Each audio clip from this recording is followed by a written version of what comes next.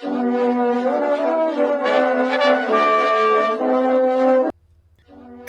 and salutations! I am Duwende.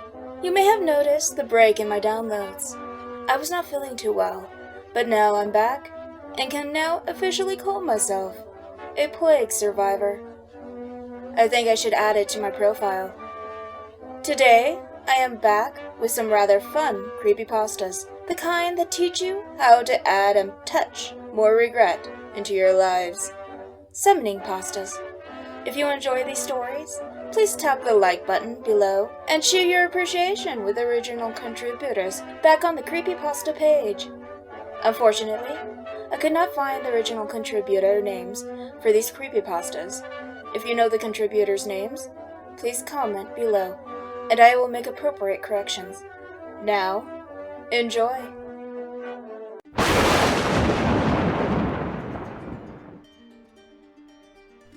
What I'm going to tell you now is nothing new to those who get all the references to fairy tales and mystical beings from Disney movies. If that's the case, then I recommend that you not do this under any circumstances, and if it is not the case, then I still do not recommend it. What I'm about to tell you is how to summon fairies. And although it may not sound so bad, I can assure you that it is very dangerous, especially if something goes wrong. But let's save that for later. First, let me tell you what you need to summon fairies. What you need is salt, something made of iron to have around your neck, and an offering, such as jewelry of gold or silver, or a bowl full of fresh milk and honey. You may also need a bag full of iron nails, depending on where the ritual takes place, which brings us on to where you are going to do the ritual. The ritual shall be carried out in a forest near a naturally formed ring shape, such as a number of fungi, rocks, or trees that grow in a ring without any human laying them or planting them in that way. It does not matter what kind of wood it is, but the older the forest, the greater the chance that you get the desired results. If the natural formed ring is close to a stream, river, or something like that, you'll need to have a bag of nails with you. Now, before you perform the ritual, it is a good idea to read up on the different supernatural beings that might be in the woods, in case one of them decides to come in place of the fairies. Iron protects against most of them, but it does not hurt to be sure of your safety. The time of the ritual is very important, because it must be done in the middle of summer at midnight, otherwise it will not work. For the actual ritual, you should go to the naturally formed ring. Make sure you are there in good time before 12, so you have time to make preparations. Select a location a short distance away from the naturally formed ring, and pour the salt in a circle around yourself. Make it large enough so that no sudden movements can make the circle break, because that would be bad. Now wait until the clock is exactly 12, if it is not already. Place the offering in front of you, but outside the circle of salt. Close your eyes and say with a clear and confident voice, "House of," say your last name here, but not your full name, because then they will have power over you, and there is no way to protect yourself against it, "has come to bring a gift. If this gift is accepted, please show yourselves. If you've done everything right and they accept your gift, you will see them as soon as you open your eyes. They will be exactly as you have imagined, but do not believe it. It's just a disguise, a glamour, as it is also called. The salt reduces the power of their glamour, as it should reduce the urge to go up to them and touch, so it will be easier to stand against it. It may also be that you are a person who has the gift to see through glamour spells, and will be absolutely terrified by what you see. If so, please do not run from there, because they will hunt you down and hurt you, because you will have insulted them. If you manage to survive this far, you will receive an offer from the fairies. If it is anything to eat or drink, humbly refuse it by saying something complimentary and self-degrading, such as that you are too unworthy to eat or drink something so pure and royal. You will do yourself a great favor that way. After you have turned down their offer of food or drink, they will offer you to participate in a game of guess what? If you have never played the game before, it goes to this. One must describe something it thinks of in one word, and the other will try guess what it is by asking different questions. It might sound simple, mainly because of the fact that fairies cannot lie, but they are experts at bending the truth. If you win the game, you will get a gift, but if you lose, you will get a mission that probably will not be pleasant. When the game is over and the winner has decided it is time for you to bid farewell, it is now when you really get to know if you have succeeded with the ritual or not. Say the most humble goodbye you can say, then close your eyes, turn around and step out of the circle of salt. Remember to keep your eyes closed the whole time. Once you have stepped out salt circle, you can open your eyes again. If the ritual functioned as it should have done, and you have done all things right, then you should be able to go out of the woods unhindered. If you have performed the ritual near a stream, you might then see a beautiful white horse in front of you. Throw the bag of nails in the creek and run for your life, as you've just met a brook horse, also known as a kelpie, and your life is in danger, and it does not matter if you've managed to summon the fairies or not. If you have failed the ritual, it will all seem like you have succeeded in the beginning. Trees will seem to move, and you will hear terrible sounds behind you. Now you should run and keep a firm grip on the iron object you have around your neck. You will feel thousands of tiny claws and teeth burrow into your skin, and hands with unnaturally long fingers grabbing hold of your legs. Just keep running and do not lose the iron object you have around your neck.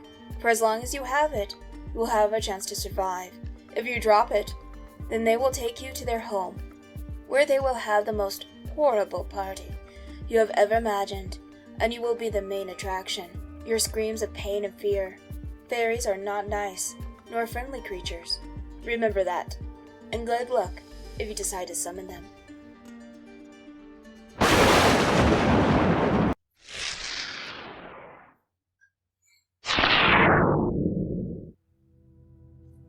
Okay, I know what you're thinking. This has nothing to do with Christianity. Angels come in many forms and simply serve a higher power. Most are impartial to the affairs of humans. Some may deviate and become involved if you walk in between those moral lines. But an angel can be summoned by anyone, under the right circumstance, regardless of the summoner's beliefs. You will need to be in a dimly lit room at the noon mark. Yes, at noon, since it is when light is strongest. Or, if you believe yourself to be truly righteous, conduct this ritual upon the summer solstice. Have the following items: an old pair of scales, a white feather, an old radio, a mirror, and most of all, privacy. It is best to do this ritual in your bathroom. Have the scales positioned in the sink. Place the feather on the right side of the scales. Press the radio on the toilet. Stand before the mirror and say 3 times, "My life is so unfair. Come to me, my angel." Your reflection will shift and change to a more angelic version of yourself, wearing a white robe and majestic wings with a lovely glow. Seems harmless so far, right? Do not assume the best, foolish human. This angel tests you at your worst. The angel will clap their hands and ask of your plight. Answer them honestly. If you lie, the left side will tilt, while the right side, with the feather, rises, rating your decency. They will ask you of your past offenses. Should you deny one, the angel will have the mirror show the event of the offense from the victim's point of view. The radio dial will move independently and tune in to play the victim's thoughts of that moment, and you shall experience their emotional and physical pain. For example, you bullied a person to self-harm? Your body will have cuts form on your skin, blood flowing from the open wounds, having the sensation of their anguish. Perhaps you have punched a person out of unwarranted anger. You will have sore bruises, and teeth may fall out. Or you are a socialite who thinks highly of yourself. The radio will play the thoughts of your social circle. The more offenses you have done, the worse your sensation shall become. If you quit the ritual and do not complete your test, your luck shall turn sour for the rest of your life. If you endure and survive your test, the angel will deem you cleansed and bestow unbiased justice in your life. Your body will return to normal. All is forgiven and forgotten. Summon this angel of justice at your own risk. The only creature to fear is yourself.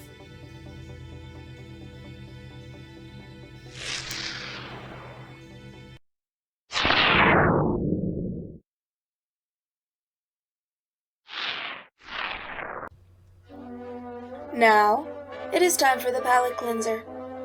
This palate cleanser is not a summoning ritual, just a short story about my second favorite Japanese cryptid, just below the Akonami. Please, enjoy.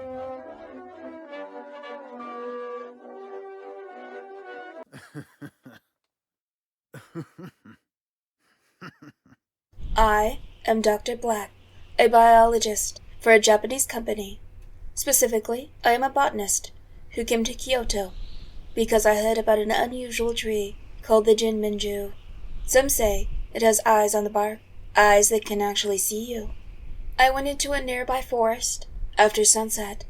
I eventually found the Jinminju. The truth is that its fruit has faces. Excluding the faces, the fruit looked like peaches. I had heard that eating the fruit can extend your lifespan by hundreds of years. It makes a bit of sense, since peaches are a symbol of immortality over here. Suddenly, I thought I saw one of the fruits wink at me. Then all of the fruits started to laugh. Although the fruits are happy, I was still freaked out. Some fruit laughed so hard they fell off. I got one and examined it. I deduced that its large seed, which looked like a strawberry, was its brain. Despite the stories, I wasn't comfortable taking a bite of something with a human face. I dropped the fruit and left. When I returned to America, I decided to omit the Jinminju from my report. While I could have brought a fruit as proof, the revelation of the tree to the world might have started World War III.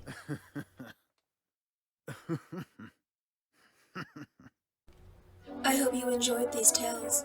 If you did, please like and subscribe. Until next time, stay vigilant.